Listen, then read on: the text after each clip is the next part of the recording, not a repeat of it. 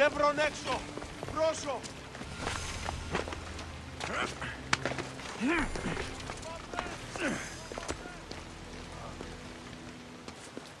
You are the Eagle Bearer. Wonderful. Magistrate Xanthi has spoken highly of you. Very kind of her. So here's the thing. My children have promising futures, but they refuse to learn and study. They think they know better, but they can't recite a poem to save their lives. Where do I fit into this? They've heard of the Eagle Bearer and worship the ground you walk on.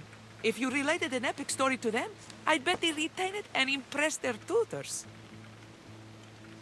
It's an odd request, but I've been asked to do stranger things.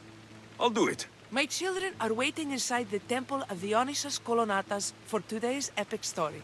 The subject is Perseus, which they should know well, but seem to forget all when questioned. Perseus? I know his story well.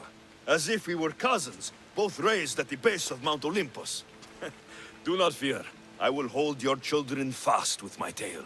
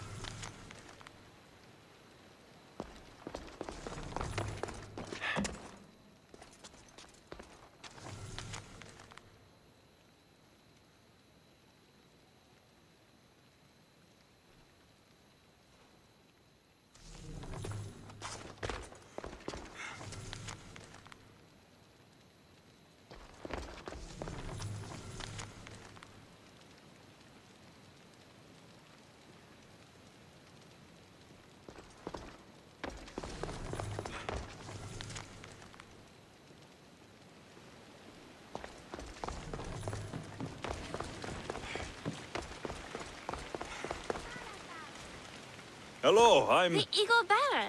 We've heard all about you. Are you going to tell us a story today? Do we have to listen? We've heard it 100 times. Yes, that's me. And yes, I'm telling you a story.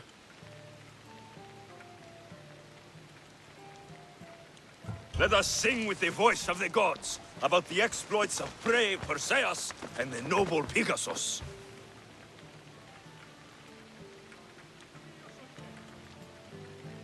Acrisius, the king of Argos, was not a good man. He had one child, a daughter, Danae. Bitter that he had no son, he went to the oracle of Delphi and heard a prophecy that chilled him. Ooh, what was it? The oracle said Acrisius would be killed by his grandson. But Danae was unmarried and childless at the time. To protect himself, he locked Danae in a bronze room, open only to the sky. Ooh! However, mighty Zeus saw the girl and fell in love with her. He transformed into a golden shower and seduced her. Danae gave birth to a son, Perseus. I knew it. King Acrisius couldn't kill the boy for fear of angering Zeus. So, he put his daughter and grandson in a wooden crate and tossed them into the wild sea to be drowned. How horrid! Poor Perseus.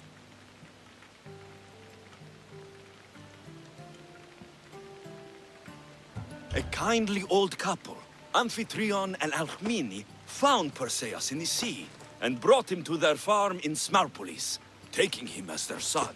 What about his mom, my namesake? Shh, listen. Hera was angry, though, and sent snakes to kill the baby. But Perseus was too strong, and he strangled the snakes in his crib, revealing his godly nature. That doesn't sound right. There are different ways to tell the story, you know. And this story is for the crows?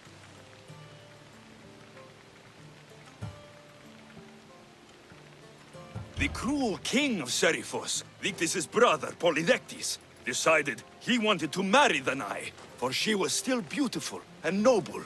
But Perseus knows his mother does not want this. Dictys couldn't stop his brother, so it was up to Perseus to interfere and be annoying.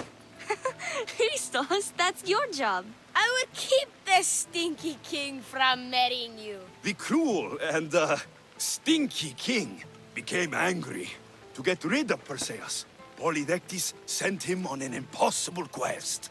Prove yourself a warrior, and fetch me a worthy wedding gift, the king said, by killing a great monster!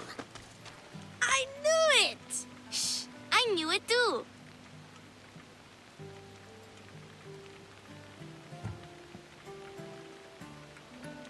Polydectes told Perseus to bring back the head of Medusa, the Gorgon whose gaze could turn anyone who looked into her eyes to stone. Ah! Polydectes knew that Medusa would be Perseus' death. That stinker! But the evil king did not know Perseus was favored by the gods.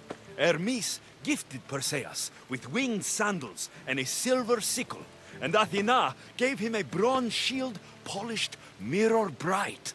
Perseus flew to Medusa's lair and used the shield to watch her reflection. He cut off her head with the sickle of Hermes.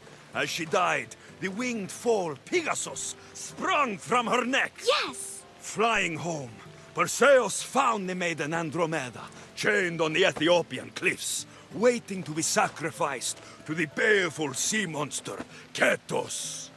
Perseus used Medusa's head to turn Ketos to stone, rescued Andromeda, and married her. Take that, Ketos! Perseus returned home to find King Polydectes relentlessly pursuing Danae. They quarreled, and Perseus showed the king his wedding gift. When he saw Medusa's head, Polydectes turned to stone. Yes! Perseus traveled to Argos with his family, and one day competed in the great athletic games. He hurled the discus, and his throw was so great that it shot into the stands and struck King Acrisius. So doing, Perseus killed his grandfather and fulfilled the prophecy. Hurrah! You can't escape your fate. In the end, Perseus and Andromeda settled in Mycenae as king and queen, and had 7 sons and 2 daughters, the Perseidae. That was a great telling of the tale. I'll never forget it. Maybe the best. I can't wait to tell all my friends. Ah, thank you. I couldn't help overhearing the end of your story. Truly inspiring, Eagle Bearer. Thank you.